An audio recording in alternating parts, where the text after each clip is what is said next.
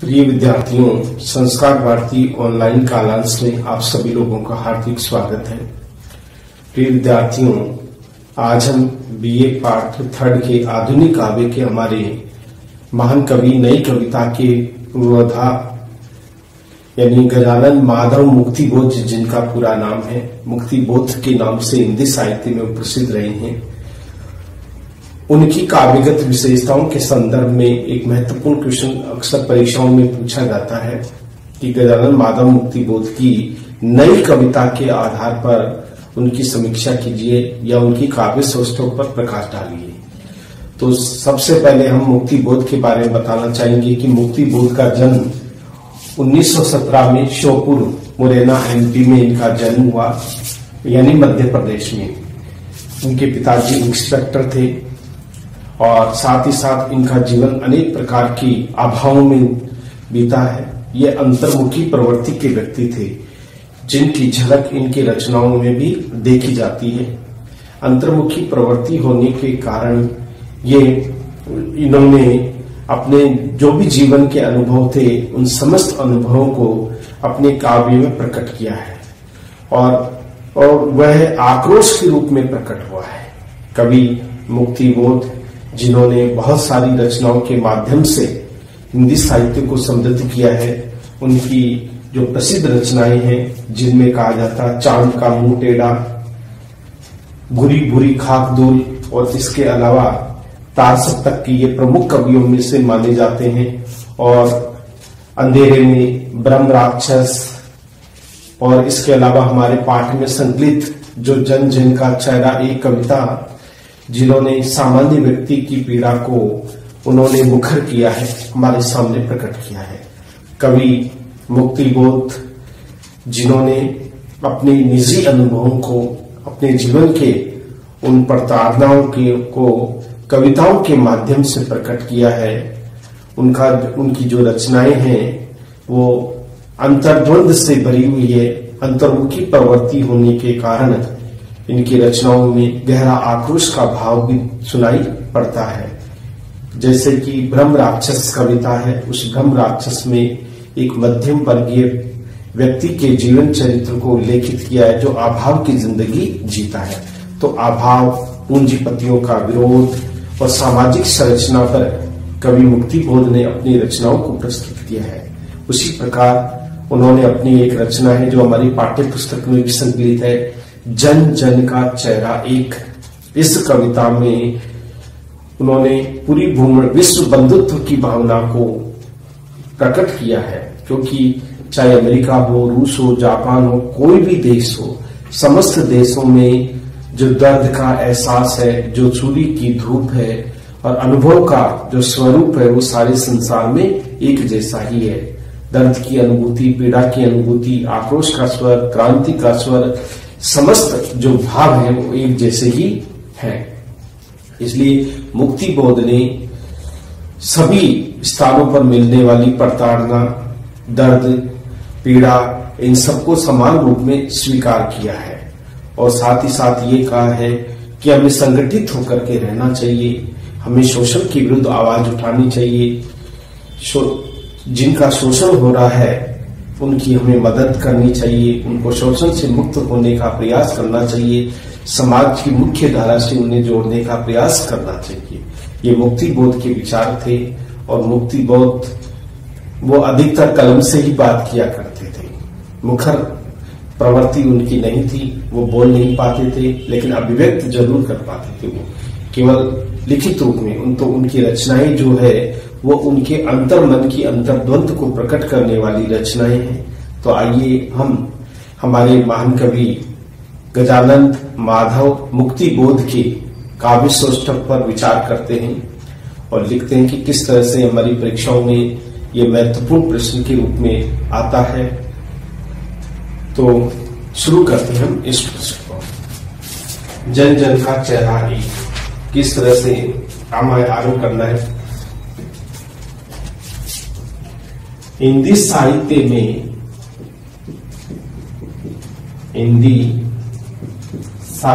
में मार्क्सवादी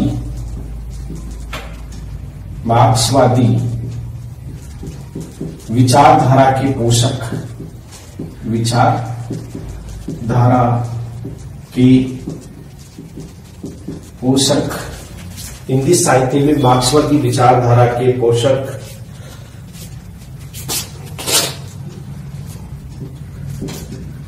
प्रयोगवादी काव्य धारा से प्रभावित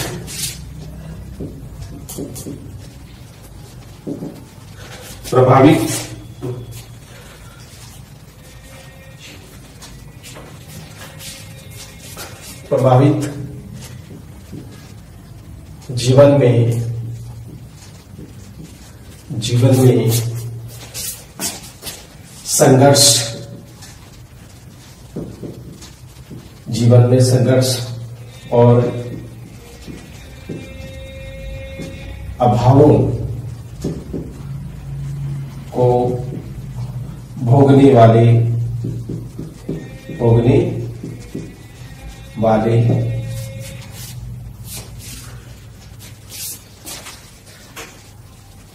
जीवन में संघर्ष और अभावों को भोगने वाले अध्यापक,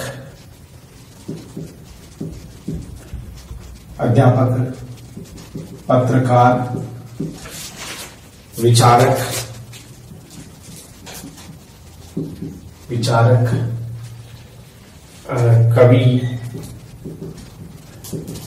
कवि, कथाकार, कवि के बाद में कथाकार,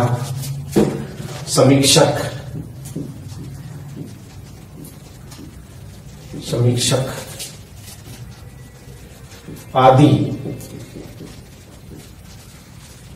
आदि रूप में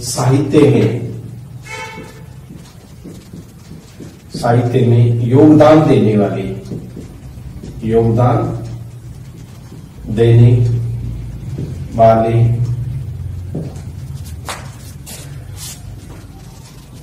पूंजीवाद के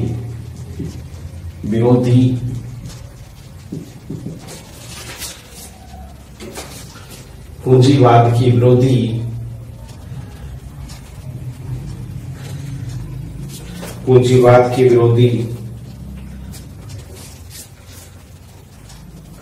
और आधुनिक चेतना से युक्त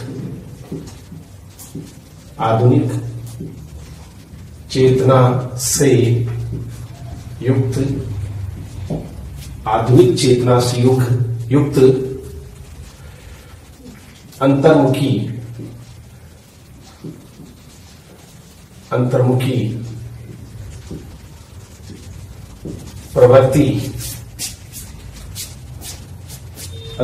प्रवृत्ति के धनी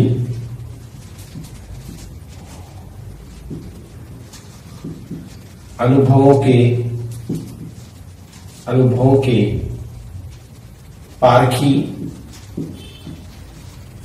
के पारखी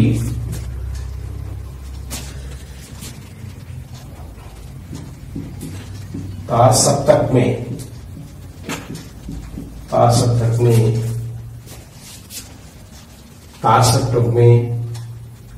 महत्वपूर्ण स्थान रखने वाले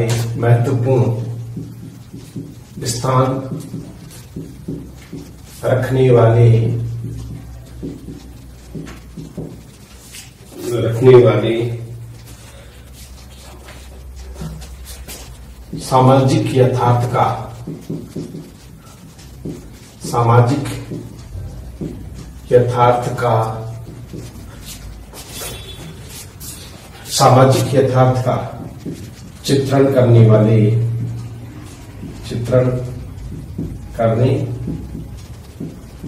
सामाजिक यथार्थ का चित्रण करने वाले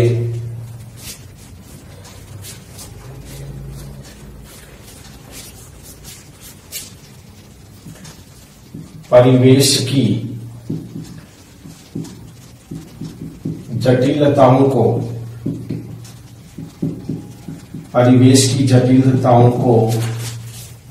परिवेश की जटिलताओं को काव्य में अभिव्यक्त करने वाले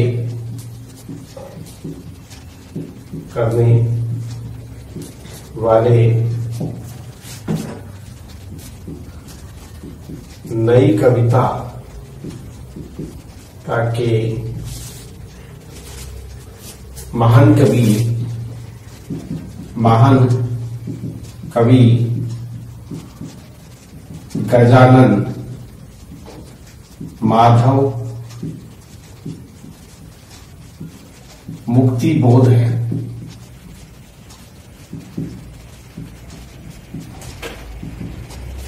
गजानन माधव मुक्ति बोध है।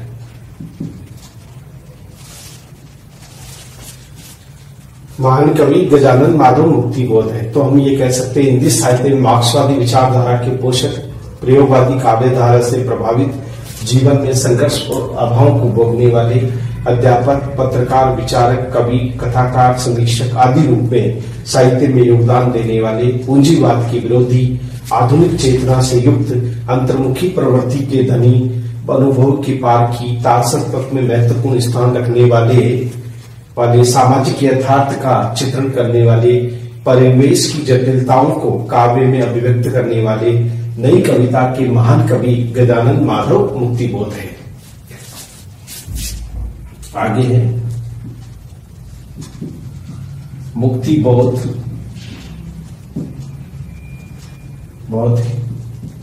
हिंदी नई कविता के प्रमुख कवि माने जाते हैं। प्रमुख कवि माने जाते हैं। इन्होंने जीवन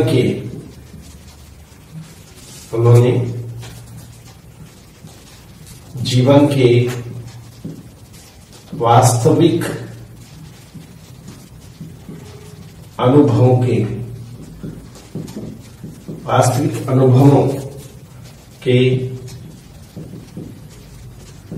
आधार पर उन्होंने जीवन के वास्तविक अनुभवों के आधार पर कविता का ताना बाना बुना है। यानी उन्होंने वास्तविक अनुभवों के आधार पर कविता का ताना बाना बुना है। ताना बाना बुना है।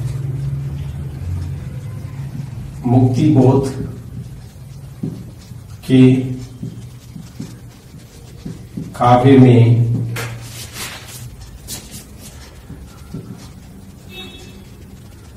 समसामयिक मुक्ति बोध के समसामयिक घटनाओं का संपूर्ण चित्रण मिलता है।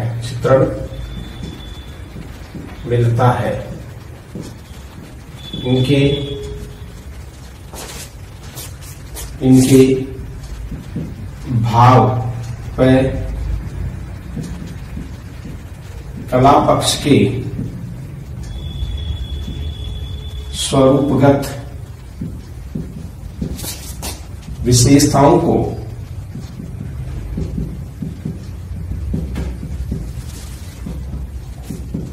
निम्न बिंदुओं के आधार पर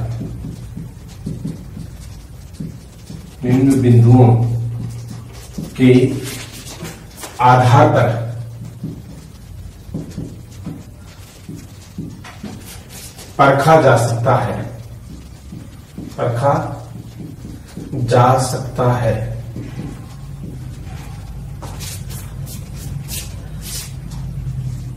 यानी मुक्ति बोध की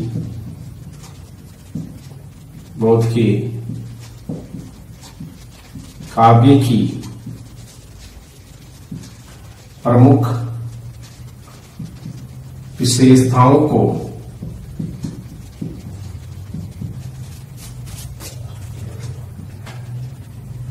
किस रूप में, इस प्रकार देख सकते हैं, इस प्रकार से देख सकते हैं। तो यह है कि हम किस प्रकार से इन्होंने जीवन के वास्तविक उस चित्रण को हमारे सामने रखा है। मुक्तिबोध हिंदी नई कविता के प्रमुख कवि माने जाते हैं। इन्होंने जीवन के वास्तविक अनुभवों के आधार पर कविता का ताना बाना बुना है। मुक्तिबोध के काव्य में समसामयिक घटनाओं का संपूर्ण चित्रण मिलता है। उनके भाव पक्ष और कला पक्ष के स्वरूपगत विशेषताओं को निम्न बिंदुओं के आधार पर देखा जा सकता है। मुक्तिबोध के काव्य की प्रमुख विशेषताओं को निम्न रूप में देख सकते हैं। पहला है सामाजिक यथार्थ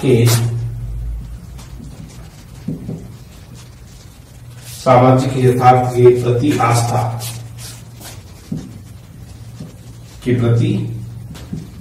आस्था सामाजिक यथार्थ के प्रति आस्था, यह हम इनके काव्य में देख सकते हैं कि किस तरह से उन्होंने सामाजिकता के प्रति अपनी विशेषताओं को प्रकट किया है या सामने रखा है। किस तरह से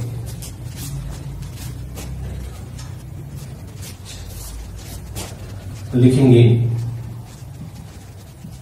मुक्तिबोध के काव्य में समाज के वास्तविक रूप को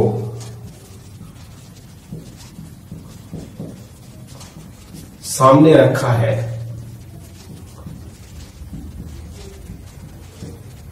मुक्तिबोध के काव्य में समाज के वास्तविक रूप को सामने रखा है। नई कविता जिस युग की कविता है, जिस युग की कविता है, यानी नई कविता जिस युग की कविता है, उस काल में भारतीय समाज, उस काल में भारतीय समाज में पूंजीवाद, औद्योगिकरण, यानी औद्योगिकरण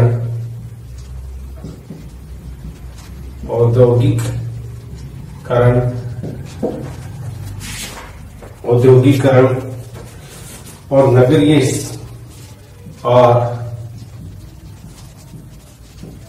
नगरीय सभ्यताओं के विकास, नगरीय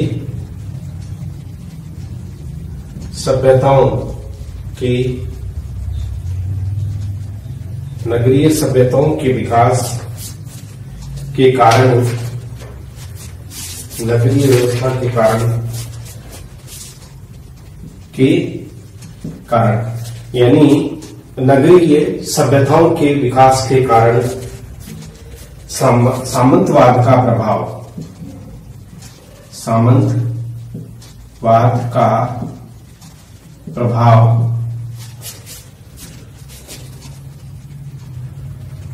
टूटता दिखाई देता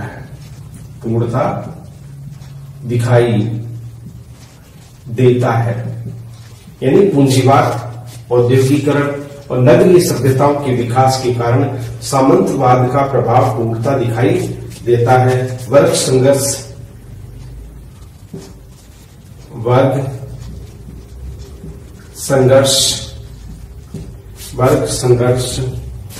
में उनकी आस्था है।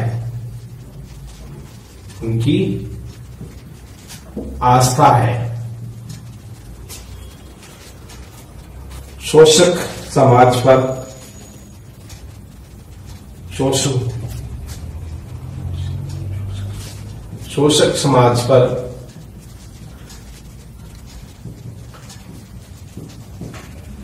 समाज पर यथार्थ चेतना, शोषक समाज पर कवि आक्रमण करते हैं, आक्रमण करते हैं, यानी वर्ग संघर्ष में उनकी आस्था है कि वर्ग संघर्ष को समाप्त करना, ये उनकी आस्था है कि वर्ग संघर्ष होता है, एक तो पूंजीपति और दूसरा निम्न वर्ग का व्यक्ति, और शोषित समाज पर कवि आक्रमण करते हैं। मुक्तिबोध यथार्थ चेतना के कवि हैं, मुक्तिबोध यथार्थ चेतना के कवि हैं। हम ये देख सकते हैं यथार्थ चेतना के कवि है, सामाजिक यथार्थ का, सामाजिक यथार्थ का आग्रह, सामाजिक यथार्थ का आग्रह, इनकी आग्रह कविताओं में एक ठोस जमीन बनाता है, एक ठोस जमीन,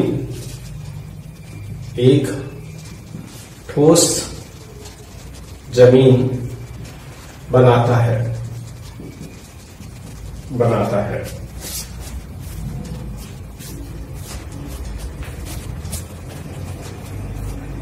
कवि के मन में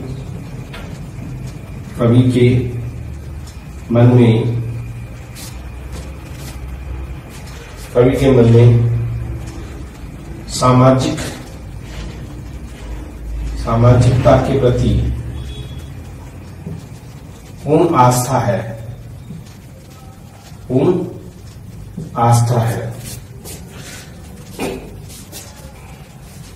मध्यम वर्गीय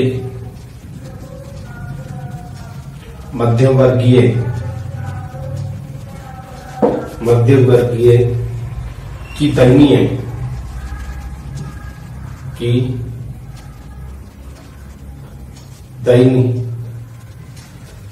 मध्यम वर्ग की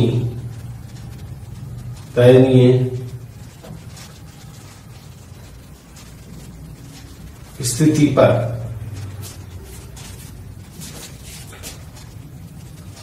कवि को खेद है, यानी दुख है। कवि उनके प्रति पूर्ण सहानुभूति रखता है, पूर्ण सहानुभूति रखता है, या कह सकते हैं कवि ने अपने उसके प्रति पूर्ण सहानुभूति रखी है। इसका उदाहरण देखिए, जो सामाजिक यथार्थ को चित्रित करने वाली है। उदाहरण है, अब अभिव्यक्ति के सारे खतरे उठाने होंगे, अभिव्यक्ति के सारे खतरे उठाने होंगे, लड़ने होंगे, तोड़ने होंगे,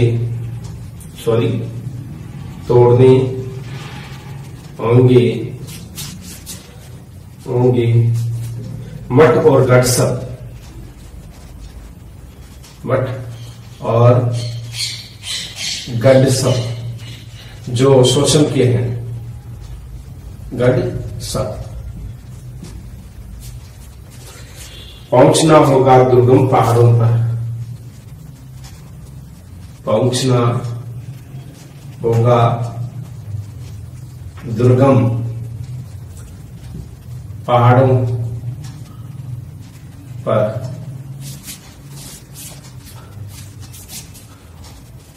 उस पार तो ये कवि ने बताया है, अभिव्यक्ति के सारे खतरे उठाने होंगे, तोड़ने होंगे मठ और गढ़ जो शोषण के ऊपर निर्भर है, जो शोषण पर टिके हुए हैं, उन सारे शोषणवादी नीति को समाप्त करना है और हमें उन पहाड़ों पर बहुत कठिनाइयों से उन पहाड़ों पर पहुंच करके उन जो हमारे सामाजिक सरोकार में बाधक हैं उन बाधाओं को समाप्त करना होगा।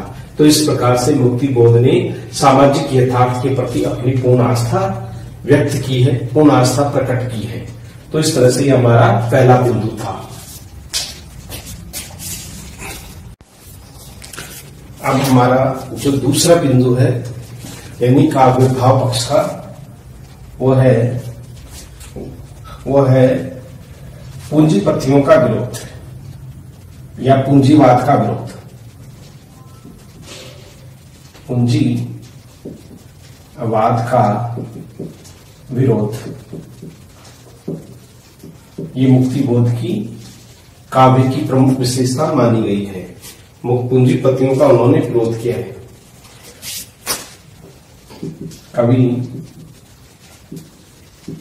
मुक्ति बोध मार्क्सवादी विचारधारा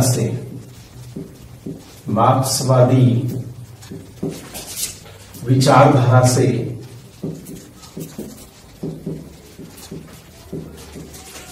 प्रभावित होने के कारण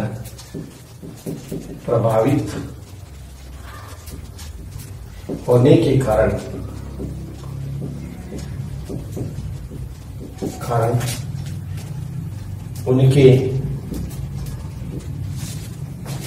काव्य में पूंजीवाद का घोर विरोध हुआ है। मुक्ति बोध का मानना है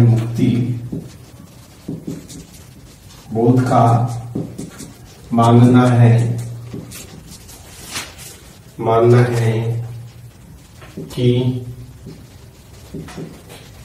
पूंजीपतियों ने समाज का शोषण किया है।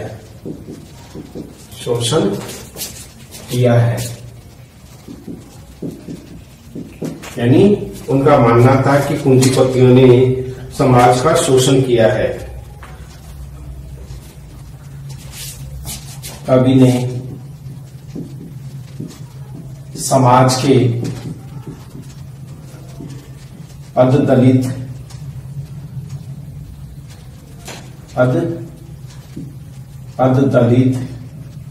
एवं शोषितों के प्रति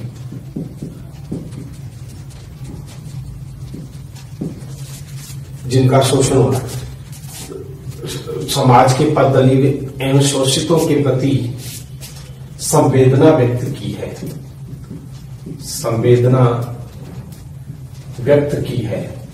की है। यानी उन्हें दुख है कि समाज में पूंजीवाद ने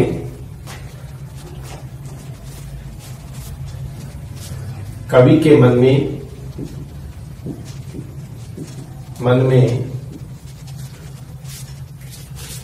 पूंजीवादियों के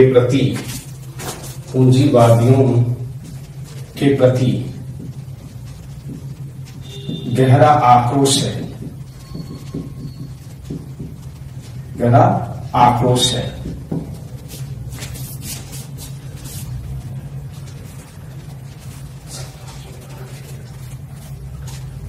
समाज में वर्ग भेद बढ़ाने का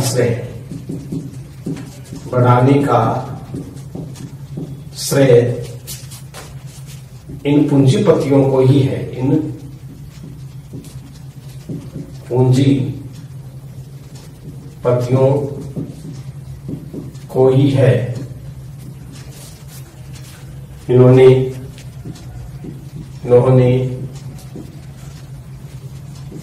किसान,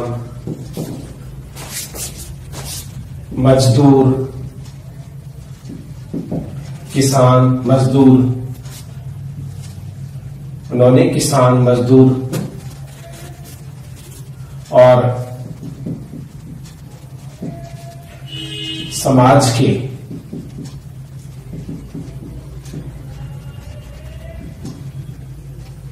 पिछड़े वर्ग के लोगों का, उन्होंने किसान, मजदूर, समाज के पिछड़े वर्ग के लोगों का खून चूसा है, खून चूसा है।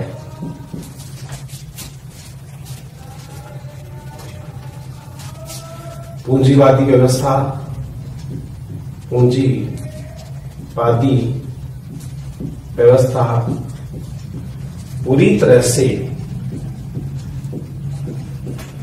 शोषण के नींव पे खड़ी है।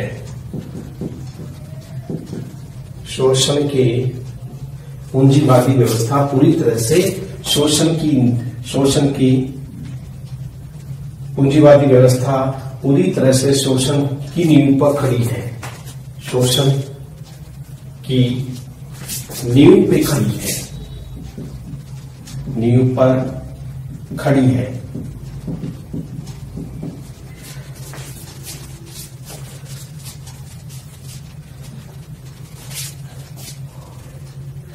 शोषण की नींव पर खड़ी है।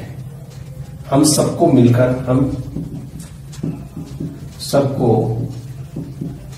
मिलकर, एक स्वर में शोषण का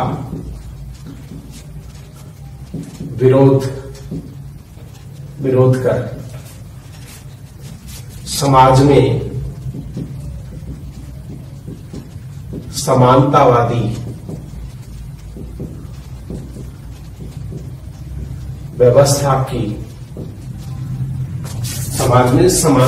व्यवस्था की नींव रखनी होगी।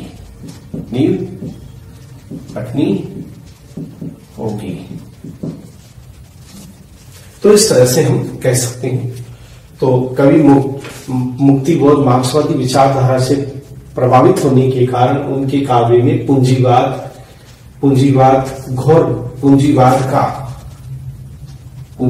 का घोर विरोध हुआ है। मुक्तिबोध का मानना है कि पूंजीपतियों ने समाज का शोषण किया है। कवि ने समाज में पददलित और शोषितों के प्रति संवेदना व्यक्त की है। कवि के मन में पूंजीवादियों के प्रति गहरा आक्रोश है। समाज में वर्ग भेद बढ़ाने का श्रेय इन्हीं पूंजीपतियों को है। उन्होंने किसान, मजदूर और समाज के पिछड़े वर्ग के लोगों का खून चूसा है। पूंजीवादी व्यवस्था पूरी तरह से शोषण की नींव पर खड़ी है। हम सबको मिलकर एक स्वर में शोषण का विरोध कर समाज में समानतावादी व्यवस्था की नींव रखनी होगी। अब हम इसका एक उदाहरण देख सकते हैं। वो किस रूप में? देखिए, तुम सत्ताधारी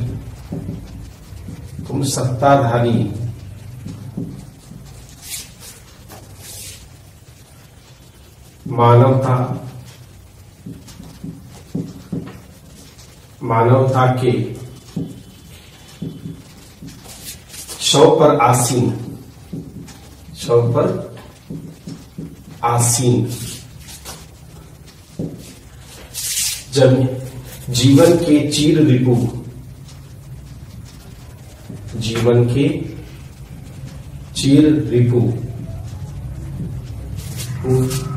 विकास के प्रति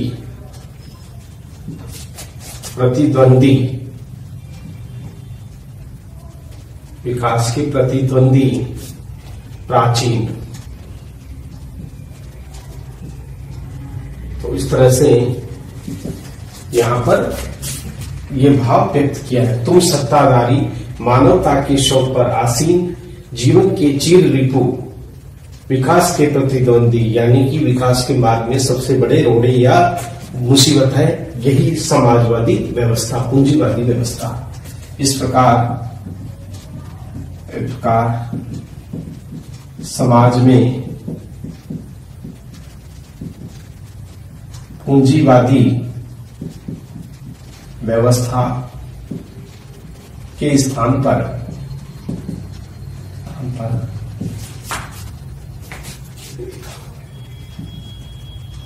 समानतावादी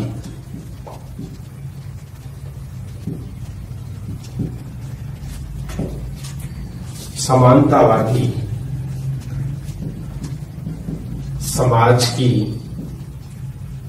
कल्पना की गई है जो शोषण से पूरी तरह से मुक्त है। तो ये बात इन्होंने कही गई है। तो ये उदाहरण था पूंजीपतियों का भी विरोध हम इस कविता में देख सकते हैं, किस तरह से उन्होंने पूंजीवाद का विरोध किया है और पूंजीपतियों ने किस तरह से उसका विरोध। अब हमारा आता है तीसरा बिंदु, जो मुख्य रूप से हमें नई कविता में सौंदर्य अनुभूति,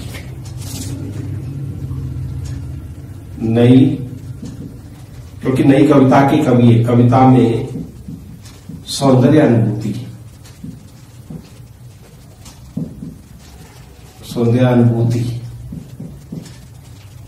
नई कविता में सौंदर्य अनुभूति को हम पढ़ेंगे कि किस तरह से नई कविता में सौंदर्य की अनुभूति को स्वीकार किया है या माना गया है।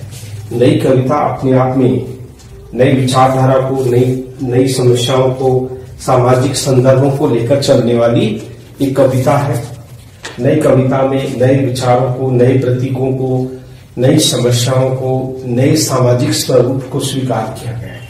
क्योंकि नई कविता जो हमारी समस्याएं हैं, हमारी जो भ्रांतियां हैं, हमारे जो कुछ भी जो हमारे विकास में बाधाएं हैं, उन सभी बाधाओं को दूर कर हम जीवन लक्ष्य को प्राप्त करें, यही नई कविता का सौंदर्य अनुभूति का मतलब होता है कि हर सब कुछ नया हो, नएपन से परिपूर्ण, शोषण से मुक्त समाज हो, स्वतंत्र व्यक्तित्व के व्यक्ति समाज में रहे, और इस तरह की जो भाव अनुभूति है वो सौंदर्य अनुभूति को जागृत करते हैं। सबको समानता का अवसर मिले, ये नई कविता का सौंदर्य अनुभूति का विषय है। तो अब हम तीसरा हमारा बिंदु है सौंदर्य अनुभूति। इसी के ऊपर हम अगला विचार प्रकट करेंगे कि नई कविता में किस तरह से सौंदर्य अनुभूति को महत्वपूर्ण दिया गया है। ठीक, वो अगली क्लास में हम फिर मिलेंगे। तब तक के लिए थैंक यू वेरी मच।